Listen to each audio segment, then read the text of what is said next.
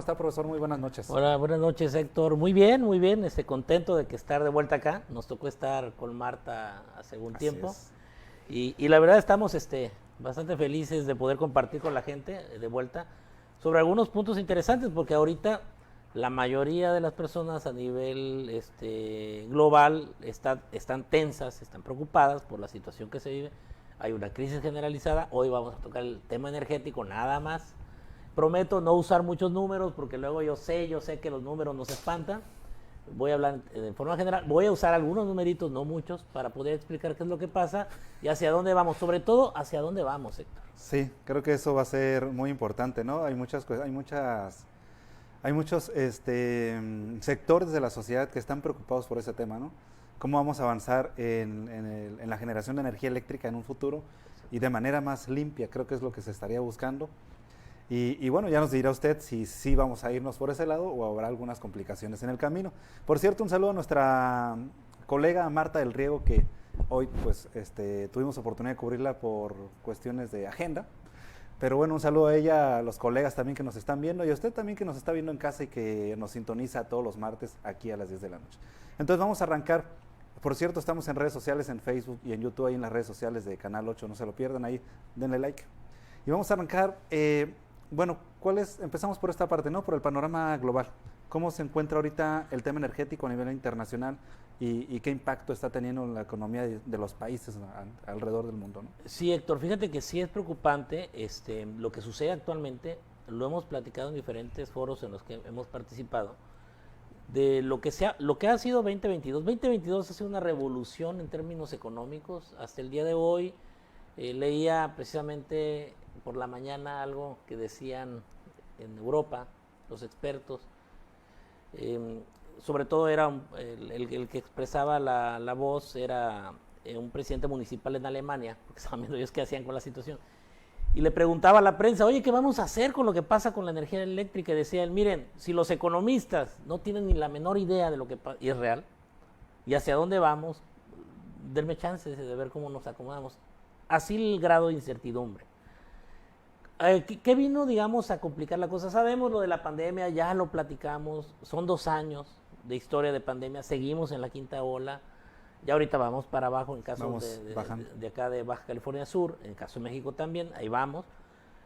Pero la realidad es que no hemos salido, y de los efectos económicos que ha traído esa pandemia y obviamente las medidas y las políticas aplicadas por los países para poder de alguna manera paliar esa situación, se ha complicado en la crisis que vimos actualmente. Y digamos que la cereza en el pastel fue el conflicto Ucrania-Rusia. Eso vino y complicó todo. Y ahorita, por cierto, estas semanas, tú lo sabes, el tema ha sido otra cereza que le quieren poner, que es el conflicto entre China y Taiwán. Si ese conflicto estalla, olvídense, va a ponerse todavía más complejo el panorama. ¿Qué hemos visto a nivel internacional? Si te parece, me gusta a mí siempre ir de lo general a lo particular para poder entender qué pasa en México y comprender también en casa para que no se asusten. Sí, todo está conectado, sí hay integración económica, pero realmente lo que estamos viviendo en México está conectado y no con lo que pasa a nivel internacional. Es decir, siempre digo lo mismo, los demonios se parecen, pero no son iguales. Los que tienen allá son distintos un poquito a los que tenemos acá. Y allá tiene que ver con lo que pasa con Rusia. Si me permites, bueno, platico rápidamente. Esta semana saca la Conferencia de Naciones Unidas para el Desarrollo, la UNCTAD, un informe de un grupo especializado que tienen ellos para analizar las crisis a nivel global. Y hablaban ellos de que hay perturbaciones masivas en el sector energético que asustan. Y tiene que ver con lo que pasa con Rusia. Vladimir Putin amenazó, tú lo sabes, la semana pasada ya Alemania le recortó el 80% del suministro de gas. Esa es la tendencia. Unión Europea está asustada, toda Europa está asustada porque dependen del gas ruso para poder solventar lo que es otoño e invierno. Y ya tomaron medidas ellos, van a reducir. Eso es lo primero que vamos a ver. Nosotros lo estamos viendo algo muy parecido con el agua. Allá es con energía eléctrica que tiene que ver porque se produce con crudo y con gas ruso, natural ruso. Van a reducir Unión Europea, la idea es disminuir el consumo en un 15% en estos meses. Y los países, cada uno entra, digamos, en una propia dinámica para poder hacerlo. Alemania es el primer ejemplo porque es el que más le va a pegar. El 50% de los hogares alemanes dependen del gas ruso. Son bastantes. Son bastantes, imagínate, la mitad de la población. Y luego tenemos que, quien provee ese gas, pues obviamente Rusia, no hay nadie más. Y eso complica todo el panorama por lo que decías tú de las energías limpias. Hemos hablado mucho de energías limpias. Hay acuerdos como el de París, está el protocolo de Kioto. Tenemos muchas conversaciones a lo largo de las diferentes formas de asociación y de regionalización que existen a nivel global para la cooperación y la integración económica. Y siempre el tema principal es el cambio climático. El problema es que ese tipo de conflictos viene a generar todavía una presión mayor sobre lo que se tenía planeado. La idea era que el 2030, fíjate que no falta mucho, se tuviera ya un gran porcentaje de energía producida de manera limpia, y para el 2050 se hablaría de que toda la energía que utilizamos iba a ser limpia. De hecho, esta situación o estas circunstancias abre un diálogo ahí en Europa donde hay personas señalando que Rusia va a cortar este suministro, que tampoco lo corta solo porque sí, no hay una serie de conflictos ahí, pero la cuestión es que es un suministro que también se había señalado que no era sano para el planeta, ¿no? El uso del gas natural. Exacto. Y por otro lado, pues está esta corriente que dice, bueno, pues es lo que hemos pedido siempre, ¿no? Disminuir el uso de este gas natural, pues aprovechemos y vayamos buscando otras opciones, que es parte, ¿no?, de lo que está ahí en el diálogo de las redes. Exacto, Héctor, pero fíjate que eso me gusta el discurso. La mayor parte de quien eslabona el discurso somos nosotros, la sociedad civil. Hablamos así, pedimos eso, añoramos eso, pero la realidad es que allá que toma la decisión, híjola, toman cada decisión que, bueno, voy a ese punto. ¿Qué pasa, por ejemplo, ahorita en Alemania? Los alemanes ya dijeron, vamos a disminuir, eso turísticamente también impacta, porque ya no prenden las fuentes estas de agua danzantes que tienen, todas esas ya no las van a prender, van a apagar las luces públicas a las 10 de la noche, en la mayor parte de Europa así está. Pero algo que me preocupa más que tiene que ver con la energía limpia es que, sí, es verdad, quieren ellos hacer la transición al gas, pero ahorita se van a ir al gas licuado, lo que implica un gasto de inversión fuerte para poder tener condiciones porque el gas licuado llega en barco y hay que, digamos, entra ese gas y hay que ponerlo a tiro, en términos muy coloquiales, para poder usarlo. Entonces necesitas una tecnología, hay que incorporarla. Por lo tanto, ahorita para salir del paso, lo que está haciendo Alemania está regresando a la generación de energía con base al uso del carbón. Y el carbón es altamente contaminante. Y no solo está Alemania en ese cuento. Países Bajos, o sea, Holanda, Austria, están regresando a eso. Y algo más peligroso, Bélgica, que iba en un proceso de ir dejando el uso de la energía nuclear, ya dijo que ya no lo va a hacer, que va a regresar a reactivar dos de los principales, digamos, empresas que producen energía eléctrica con base a lo nuclear. Esos reactores los van a reactivar y tú sabes que la energía nuclear es altamente contaminante. Sí. Entonces, en lugar de ir hacia esa dirección que tú dices, Héctor, que es esa dirección de buscar justo lo positivo, estamos regresando a, ¿sabes qué? Pues estoy tan estresado, no sé cómo solucionar, regresemos a lo que conozco. Y ese es un punto, digamos, crítico en el asunto, porque aunque España, que lo está haciendo, está disminuyendo la cantidad de uso, inclusive los españoles, muchos se están quejando, pero lo tienen que hacer porque ya se aproxima el otoño, el invierno, siempre lo hemos dicho, lo he dicho en varios medios, aguas con el otoño en Europa, aguas con el otoño a nivel global, porque puede desatar una crisis más fuerte aún. Hay vientos de recesión, todo apunta a que hay una recesión. Estados Unidos está en una recesión técnica que se le llama 2 trimestres seguidos a la baja. No es halagueño el panorama y el sector energético no se está poniendo al tiro porque esa presión que existe de los rusos, que saben que tiene el sartén por el mango, lo está haciendo porque Europa y Estados Unidos quieren sancionarlo por lo de Ucrania. Y ahorita le estamos agregando, como te decía, el componente de China con Taiwán. Porque dice China, bueno, si Rusia lo está haciendo con Ucrania, pues yo lo puedo hacer también con Taiwán porque Taiwán me pertenece. Sí, y además ya se siente con la autosuficiencia, ¿no? Para decirle a Estados Unidos, de aquí no pasa, ¿no? Así es, ya lo amenazó, ya le dijo, entonces se complica, ¿no?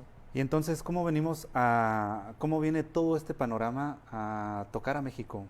¿Lo toca de forma optimista, negativa? Hay una parte que nos beneficia, y te voy a decir cuál es. Nos beneficia y no, les digo.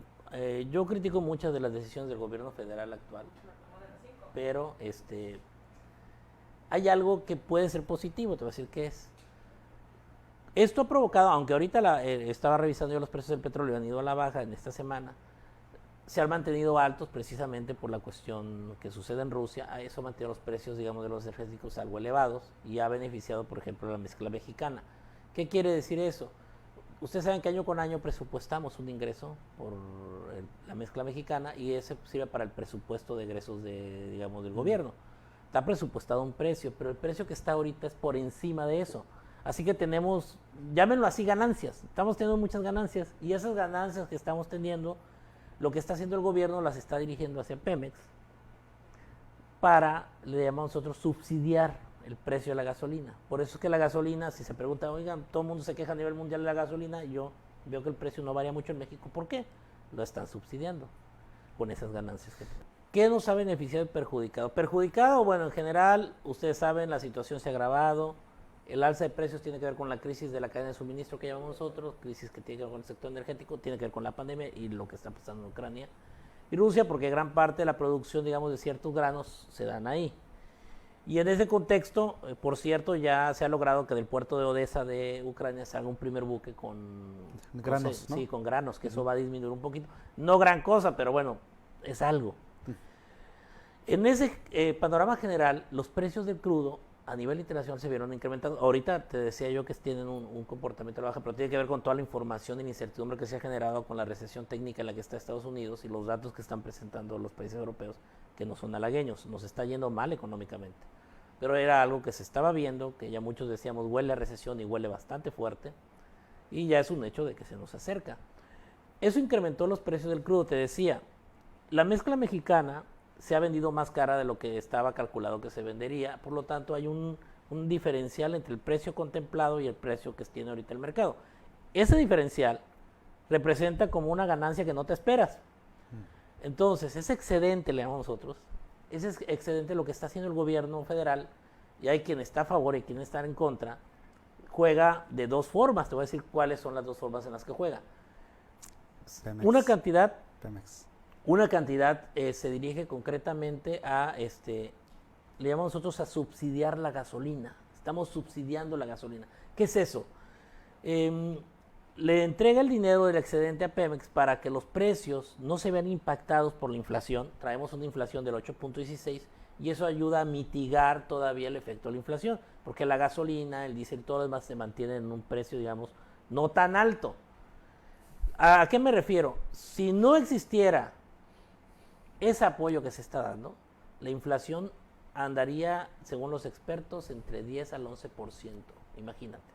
Que estamos hablando que las cosas nos costarían mucho más. Mucho más. O sea, ahorita estamos en 8.16, imagínate un 11. Sí, no, de por sí, imagínese, hace un año decíamos que el kilo de huevos, no, había subido, la cartera de huevos había subido a 60, 70 pesos. No, imagínate ahorita. Ahorita está más cara el aguacate, por ejemplo, ¿no? Hay muchas cosas que de plano se dispararon, la carne también. Sí, no. Entonces, no quiero imaginar cuál sería el panorama. No, es un 30% más o menos, 35, calcúlenle, de precios sobre el que tenemos ahorita. Esa es la parte positiva y me puede decir en casa, entonces el presidente lo está haciendo bien. Sí. ¿Qué se le critica de esto? Dicen, bueno, es que debería de dejar, o los más puristas decimos, debería dejarlo a que sea el 11, porque la inflación es global, no es algo privativo de México, y ese excedente o esa cantidad de dinero que nos está, digamos, sobrando, debería dirigirse para programas específicos. ¿En dónde? En sector salud, estamos hablando de medicinas, estamos hablando del sector primario, por ejemplo, que hay que apostarle ahí. Sobre todo cuando lo que se aproxima también es una crisis energética. Hace rato te hablaba de este informe que hace UNTAD, este organismo de Naciones Unidas para el Desarrollo, y ellos decían, la crisis es en tres sentidos, es financiera, pero sobre todo es energética y en alimentos. Y algo importante que tenemos en México y que hay que señalar es que a pesar de que en otros países el PIB se está cayendo, en México se ha sostenido.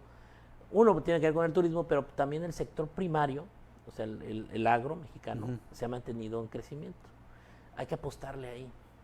Entonces, mucha gente dice, ¿por qué ese dinero mejor no utilizarlo ahí? Pero bueno, no tenemos nosotros ese sartén por el mango. Es muy fácil hablar, ¿no? Nosotros decimos, es mejor allá. Pero bueno, son, digamos, estas estrategias que se establecen. Ahora, algo muy interesante que está pasando, Héctor, ahorita, en México. La Secretaría de Energía acaba de presentar lo que llamamos nosotros el Programa de Desarrollo del Sistema Eléctrico Nacional, o sea, el PRODECEN, para este año. abarca toda la estrategia de generación de energía para México. Obviamente esto va directamente a CFE, impacta directamente en CFE y también en Pemex de cierta forma. De este año, del 2022, o sea, Blanca abarca, digamos, un plan estratégico del 2022 hasta el 36. Se supone que ellos establecen como la ruta a seguir, ¿no? Para lograr generar energías. Hace rato, cuando empezábamos a platicar, me decías tú, bueno, la idea es voltear a la energía limpia. Bueno, sí, a nivel global esa es la intención por las cuestiones del cambio climático. Lo estamos viviendo, es tan perceptible como la inflación. O sea, el cambio climático es latente, usted lo sabe. Vean el calor que estamos sintiendo, ese calor. Se siente el cambio. Vean el problema con el agua en México, el problema que tienen los estados del norte. Nosotros tenemos el problema ese. Que bueno, no es tan fuerte, porque luego me dicen, no seas alarmista. Sí, no somos Nuevo León, no lo somos. Pero también es cierto que estamos en una situación crítica. Si nos llueve, bueno, nos va a beneficiar mucho. Y ahorita ha estado lloviendo, estuve en Cabo Haral hace unos días, hubo lluvia, algo beneficia. Esperemos que siga así. Pero sí la situación, digamos, es extrema, es de cuidado. Y el PRODECEN, uno pensaría que voltearía justamente a la generación de energías o de energías limpias o puras. Ahora, hay un problema aquí.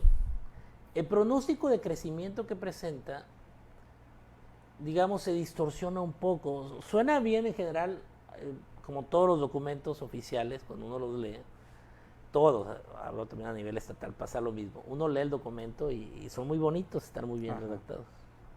Sí. Y proyectan, digamos, lo que se va a hacer o el crecimiento. Sí, pero el camino es otro, ¿no? Las decisiones que se toman. Sí. También quienes están marcando esos caminos regularmente no toman las decisiones como esperamos los ciudadanos que sean. Exacto. Y hay un punto, Héctor, aquí que a mí sí me llama poderosamente la atención. México tiene un compromiso y en eso creo que nos ha estado fallando este último periodo. De hecho, tenemos ahorita ya una jaladita de orejas que nos hacen nuestros socios del TEMEC por la cuestión de energía. Tú lo sabes. Sí. De los acuerdos que nos están cumpliendo. Y ese punto es muy importante porque el PRODECEN maneja algo que a mí me preocupa. Hay unos acuerdos de París, hay unos acuerdos que se tomaron, inclusive tenemos nosotros una ley que habla precisamente de ese movimiento hacia las energías limpias, donde hay un compromiso, o tenemos nosotros un compromiso de la generación de un 35%, que el 35% de la energía generada en México va a ser generada, o la vamos a generar nosotros vía energías renovables o limpias. Ese compromiso lo habíamos hecho nosotros de manera latente, que eso íbamos a trabajar. Bueno, como decimos en el argot coloquial, cuando era uno niño, que lo que hicimos en México con el PRODECEN ahorita fue patear el bote. Dijimos, sí lo vamos a hacer, pero hasta el 2031, no ahorita. Ahorita dennos chance. ¿Por qué? Por la justificación de todo lo que pasa. No se puede. Ahora, eso no es bueno, porque quiere decir que entonces la gran pregunta que hacemos es, todos estos pronósticos de inversión en el sector, suenan muy bien, que quieren expandir y lo demás, pero la gran pregunta es cómo lo van a hacer, de dónde vamos a sacar el dinero, porque suena bien en papel, pero... Además, ¿no estaríamos también relegando posibles inversiones y no sé, avanzando en un rol, ¿no? de liderar en el manejo de energías limpias, cuando es lo que está buscando el mundo entero? De hecho, ese es el problema que PRODECEN nos vota. No solo es esta parte de las fuentes renovables, ¿no? Que dice él, bueno, no, fíjate que no va a funcionar así, vamos a esperar un poco. Tiene que ver con las decisiones que se han tomado a nivel federal y ni modo, perdón, allá en casa voy a raspar un poquito la pintura. Pero le tengo que pegar al gobierno federal en esto, así como reconocí hace rato que puede ser, y digo puede ser, que la cuestión de subsidiar la gasolina haya sido de alguna manera positiva, aunque yo la critico, pero bueno, ha ayudado a mitigar, digamos, la inflación de alguna manera, ya hablábamos ahorita.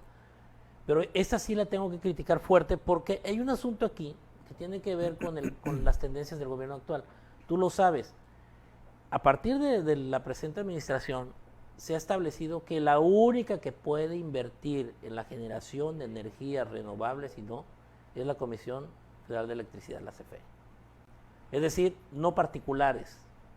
¿Te acuerdas que anteriormente a eso teníamos nosotros esta cuestión de las famosas APP, de las asociaciones público-privadas, que era, bueno, puede haber empresarios privados que tengan el dinero para invertir en el sector, obviamente tendrían que llevar una parte de ganancia, es ahí donde a muchos no les gusta, pero en ciertas condiciones pues es requerida la inversión privada, por supuesto. Ahora, te digo, ese punto a mí me preocupa porque la Comisión Reguladora de Energía sigue inmovilizada y no puede otorgar esos, digamos, proyectos para la generación de energía limpia. Entonces, ¿cuándo nosotros vamos a hacer eso? Y hay un dato aquí, te lo voy a señalar porque lo escribí de hecho porque me llamó la atención. En el 2019 existía un programa indicativo para la instalación y retiro de centrales obsoletas. Lo que establecía era las centrales que producen energía, las ibas moviendo, las ibas tú canalizando hacia un lado e ibas a meter nuevas con energías de corte renovable. Okay. ¿Qué es lo que estamos viendo, Héctor? Que no solo pasó eso, sino fíjate que el 35% de estas centrales obsoletas que funcionan con combustóleo, que son altamente contaminantes, se han vuelto a usar. Y eso, bueno, no es para nada positivo, porque es la tendencia que tenemos en el gobierno actual. Esa parte es muy criticable porque no nos va a permitir, uno, lograr cumplir los compromisos que tenemos a nivel TEMEC con la cuestión de inversión, y no nos va a permitir tampoco cumplir con los compromisos internacionales del Acuerdo de París, los protocolos de Kioto y todos los demás a los que México se ha sumado. Entonces nos estamos quedando cortos entre el discurso y te lo decía hace rato en el corte. El gran problema de nuestro país, de los latinoamericanos, es que seguimos privilegiando lo político sobre lo económico. Nos ha venido desmenuzando un poquito este panorama. Estábamos ahorita hablando sobre el tema nacional. Él estaba criticando esta parte de que pues las decisiones en el gobierno federal ahorita están enfocadas en priorizar el uso de combustibles fósiles y bueno, es una crítica que ambientalistas, académicos coinciden. Yo como ciudadano coincido también. Pues yo le comparto, profesor, vamos aprovechando que le tengo aquí al lado, que entiendo a lo mejor esa parte de querer empoderar a Pemex, ¿no? De querer actualizarlo, modernizarlo, darle recursos, pero sí siento que a lo mejor equivocan la estrategia, ¿no? Pero bueno, yo no soy economista, no sé usted cuáles serían las mejores estrategias que además podrían repercutir de forma positiva aquí en nuestro estado. Sí, mira, algo que hay que señalar, porque luego de repente puede ser que allá en casa la gente no comprenda por qué algunos académicos nos vamos mucho sobre por qué CFE no es bueno, por qué no es Pemex. Voy a aclarárselos a todos. Para los economistas hay un enemigo acérrimo, sobre todo los economistas que somos economistas de corte liberal. ¿A qué me refiero con liberal? Una persona liberal económica es alguien que está a favor del libre mercado, es decir, de oferentes y demandantes, y liberal implica que estás libre de alguien. ¿De quién estás libre? Pues del gobierno en la economía. El gobierno está muy bien en lo que hace, darnos seguridad, eso es lo que tiene que hacer, servicios públicos, todo lo que necesitamos, pero la parte económica debería dejarlo, digamos, a los economistas, aunque digo a los empresarios, pero sí, solo sí que funcionara como un regulador. Eso sí creo que es prudente, porque si no pasa estos contubernios que existen a veces entre los gobiernos y los empresarios, que juegan a favor de ciertos intereses y no de la gente en general. Y pasa lo que lamentablemente ha sucedido en el modelo neoliberal, que ha sido tan criticado, y que yo estoy de acuerdo, a pesar de ser liberal económico, en esto estoy de acuerdo. No estoy a favor de lo siguiente. Es bien curioso porque cuando hay crisis lo que hacemos es socializamos las pérdidas, pero privatizamos las utilidades. Es decir, cuando son ganancias se las lleva el empresario privado, pero cuando son pérdidas las socializamos, esas hay que pagarlas entre todos. Entonces lo correcto debería ser, no, si el empresario quebró, que quiebre, que se vaya. El mercado así funciona. Y te decía que el principal enemigo nuestro es el monopolio. ¿Qué es el monopolio? Cuando en un sector solo hay una empresa que provee el servicio o el producto. Porque cuando pasa eso te secuestran la libertad de poder decidir. ¿A qué me refiero? Yo no tengo con quién comparar la calidad en el servicio o el producto, porque no tengo con quién, no tengo referente. Entonces, el empresario puede hacer conmigo lo que quiera, me puede cobrar la cantidad que quiera y me puede dar el servicio pésimo Y que quiera. ese es el detalle, el servicio. A veces cuando tienes la competencia te ves obligado a mejorar el servicio. Exacto. A mejorar el precio, a mejorar la experiencia. ¿Y quién gana al final? Pues nosotros los consumidores, ¿no? Por supuesto, pero cuando hay monopolios, los monopolios no permiten eso. Y por ejemplo, donde no estamos ganando en el consumo es en el consumo de energía eléctrica. Ya están aquí los apagones, por ejemplo, que estamos ya experimentando en Los Cabos, en La Paz. Se han visto ya apagones, más en Los Cabos que aquí en La Paz. Pero es un tema en el que yo creo que no tiene solución a corto plazo y es precisamente, tiene que ver con esto que nos está platicando. Por supuesto, imagínate, Héctor, que tuvieras tú la oportunidad de tener otra empresa o dos empresas más y tú le dices, ¿sabes qué, CFE? Me estás cortando mucho la luz. Vámonos, me voy con la otra empresa. Y la otra empresa me brinda un mejor servicio y me quedo con ella. Los monopolios no son buenos. Y estoy hablando aquí en términos monopolio privado. Imagínate ahora un monopolio público, o sea, del gobierno. Es el peor enemigo. Si el monopolio es mi peor enemigo como economista público, es pésimo. No debe de haber. Debe de haber muchas empresas que brinden el servicio para que así entre ellas hagan competencia de mercado y yo como consumidor tenga la opción de decir, ¿sabes qué? ¿Me quedo contigo o no me quedo contigo? Todos los demás mercados funcionan así. En el caso de México, el mercado en el sector energético está monopolizado y eso no es positivo. No, y además es contaminante. Ya también estamos platicando en el corte que aquí en Baja California Sur tenemos opciones limpias, ¿no? La energía eólica, la energía solar.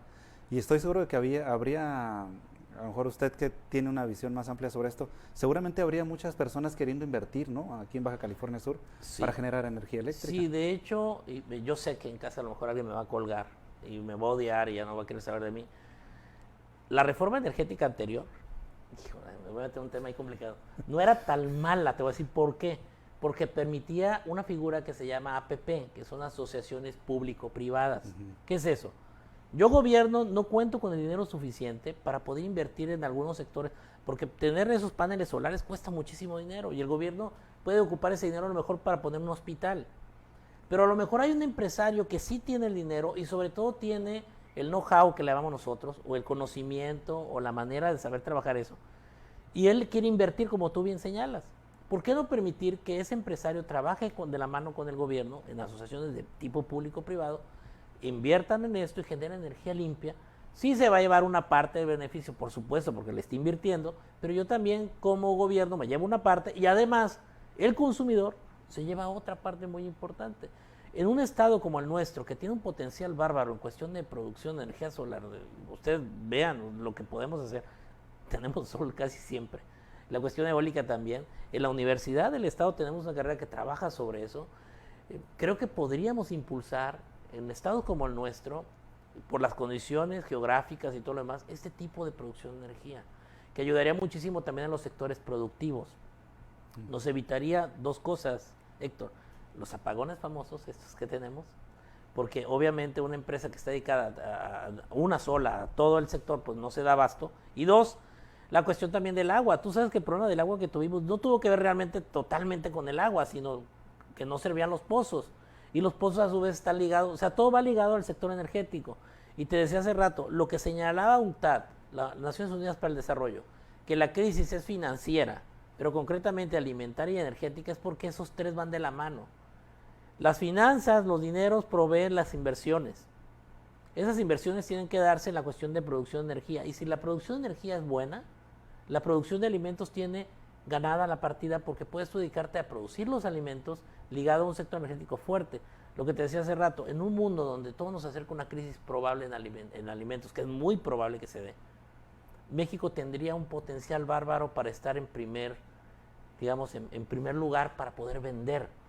Lo que hicimos con Biden. De hecho, ahora durante la pandemia el sector primario fue uno de los que, digamos, se mantuvo más, ¿no? Por ejemplo, la construcción se cayó, Sí, pero no. lo que es el sector primario se mantuvo, incluso tuvo más ganancias, Sí. tuvo crecimiento. En el Y caso es de que México, el sí. alimento, pues es algo básico, ¿no? Sí. A nivel global los países sufrieron. Nosotros, fíjate, bien lo señalas, tuvimos un crecimiento en ese sector extraordinario.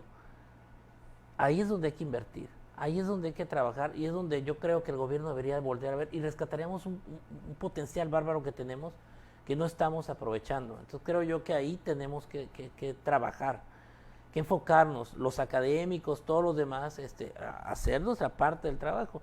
Porque de repente se vuelve muy cómodo ser académico también.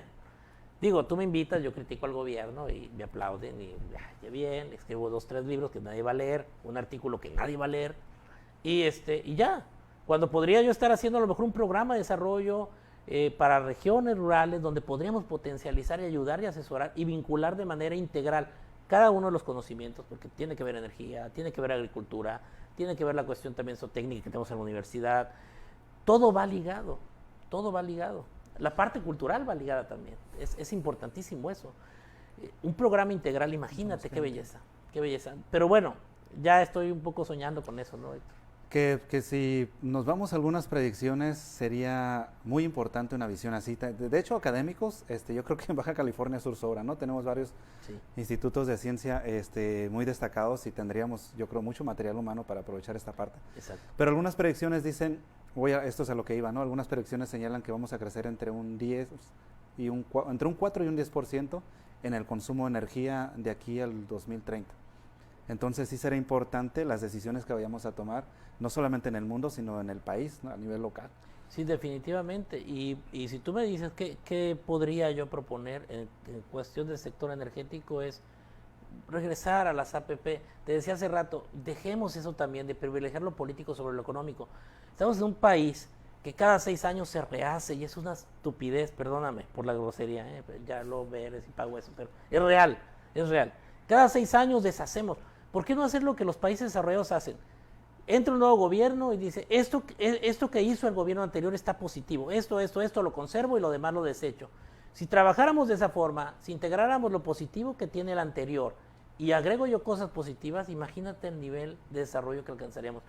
Pero volvemos a lo mismo, nos encanta simular que hacemos mejor las cosas que el otro y no reconocer el esfuerzo que otro ha hecho. Creo que en la medida que nos comprometamos será mejor. Y la necesidad de cambiar todo esto está clara en una imagen que estamos compartiendo ahorita en pantalla. Ahí se ve la contaminación de la generación de energía con combustibles fósiles, igualito que sucede aquí en Baja California Sur. Sí. Me parece que es de aquí esta imagen la que estamos viendo.